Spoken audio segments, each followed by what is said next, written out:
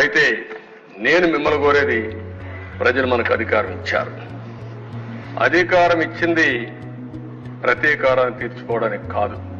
మళ్ళీ మళ్ళీ చెప్తున్నా, ఎమ్మెల్యేలు అవుతారని మనకు అనిపిస్తుంది. ఇన్ని రోజులు వాడు వేధించాడు, నా కార్యకర్తలు ఆనందంగా ఉంటారు, నేను కూడా వేధిస్తే నా కార్యకర్తలు తృప్తి పడతారనుకుంటారు. కానీ అది మాత్రం చేయొద్దండి. మనకు అధికారం ఇచ్చింది ప్రజలకు సేవ చేయడానికి, తప్పులు చేసిన వాడిని శిక్షించడానికి. శిక్షించే బాధ్యత ప్రభుత్వాన్ని, సేవ చేసే అవకాశం బాధ్యత మీదిగా తీసుకోవాల్సిందిగా మరొక్కసారి కోరుకుంటూ, ఎక్కడా దీన్ని ఉపేక్షించం. ఒకవేళ కానీ మన వాళ్ళు తప్పు చేసినా ఏమనుకోవద్దని మొన్నైతే పవన్ కళ్యాణ్ గారు చాలా స్పష్టంగా లేజిస్లేటివ్ పార్టీ మీటింగ్లు చెప్పారు. ఇక్కడ కూడా మొన్న కూడా చెప్పారు. నేను మనస్ఫూర్తిగా అభినందిస్తున్నా. ఆన్ రికార్డ్, ఒకవేళ అలాంటి తప్పు జరిగితే నేను చేసినా మొదట నా మీద యాక్షన్ తీసుకోమని చెప్పిన వ్యక్తి పవన్ కళ్యాణ్ గారు.